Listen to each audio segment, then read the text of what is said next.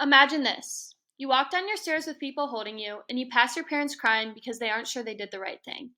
You get into a car and you drive and drive across the country before you reach your final destination. But when you get to this final destination, you realize that it's not a house, but rather a desert. They don't tell you how long you're going to be there for, but you can sense that it's going to be a while. So, today I'm going to talk about what is wilderness therapy, what the process of this program is, what are some positives that come out of this, and also what are some negatives that come out of this. So, what really is wilderness therapy? According to a website called Very Well Mind, wilderness therapy is most often used for at risk adolescents that are placed in environments that are supposed to mimic the challenges within their natural social structures. Parents of these children find it necessary in certain cases to send their kids here because by being outside and learning about the beauty of nature, it can ease the mind. I myself remember in the summer going into my 7th grade year, my parents talked about sending my brother here. Although it may seem like some parents are choosing the easy way out by giving the hands of their child to someone else, sometimes there's not really much else you can do when all you want to do is save your child. People deal with adversity every day, and some deal with it differently. Some people have to take that extra step and go to a program like this to find peace within themselves. There are many different programs throughout the country, and they all work the same. They all use the outdoors as a way for young adults to cope with their emotions and work on themselves. You might be thinking that this sounds scary to just be sent away for so long, and I'm sure it is. When you get taken from your home on a random evening, you don't know what to expect. Many kids go into this program with a negative mindset because they feel as though they are being punished. Wilderness therapy programs allow for profound change in a shorter period of time. Lengths of stay range between 30 and 100 days. Wilderness therapy, also known as outdoor behavioral health, is a short-term life-changing experience that uses the great outdoors as the setting for therapy, growth, and healing. Struggling or at-risk teens that are dealing with a wide range of behavioral, emotional, and mental health issues may benefit from wilderness therapy. According to the website Embark BH, one positive impact of this program is they remove young people from their current environment where technology, toxic friendships, dysfunctional relationships, and sedentary or packed schedules can drive unhealthy behaviors. When we are away from these conditions, we are left with ourselves, the peers and staff around us, nature, and life's natural consequences. Going into this program, many kids don't realize the way they will change. They refuse to believe that this program will help them, though once they realize that they are not leaving anytime soon, they start to accept it and give it a chance. Now, with everything, there are cons. Nothing is ever perfect, so with all the positive things, negatives are also there as well. One con of this is that it is extremely expensive. One family sent their child away and it cost them over $100,000 to send their child here. In the article, Does Science Support the Wilderness and Wilderness Therapy?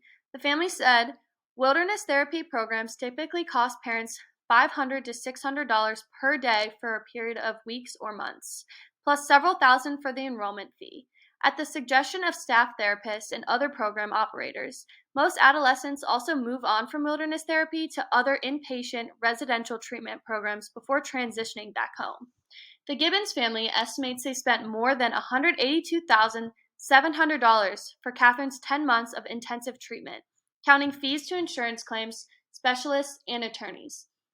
Of this amount, they've only been able to recover $32,000 in reimbursement.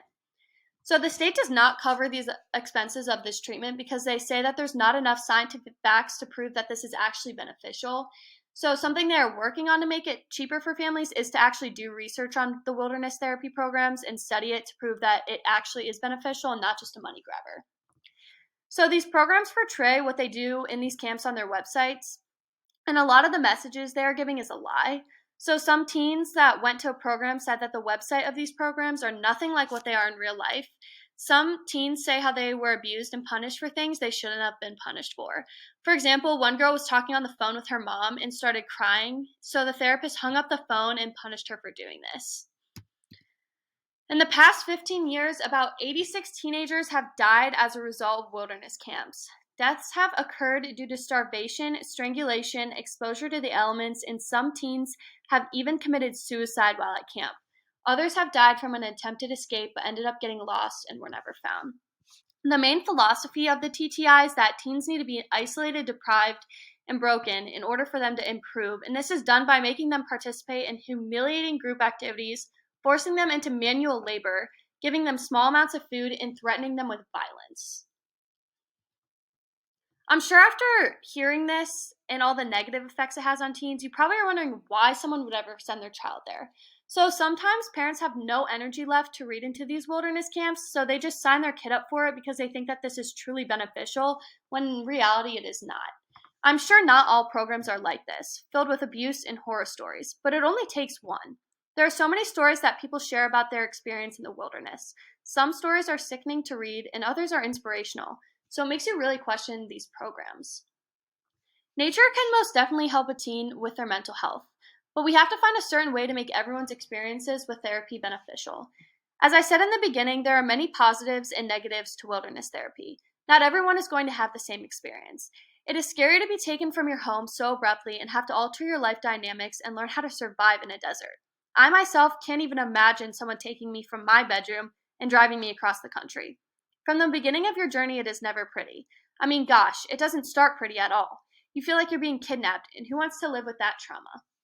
In the beginning of my speech, I told you to imagine yourself being taken away and seeing your parents crying, waving you goodbye. Unless you have been through this experience before, you will never know the anxiety it can cause these individuals. We can only read their stories, but can never actually get a feel for what they are going through. If you didn't know much about the wilderness therapy programs, I hope you know more about it now. These programs are not talked about enough. In fact, they are really not talked about at all. So many people ask me why I care so much about this, and my answer to this question is my own brother could have gone to one of these and most likely would have had a negative experience. Being older now, I have a lot of interest in spreading awareness for programs like this.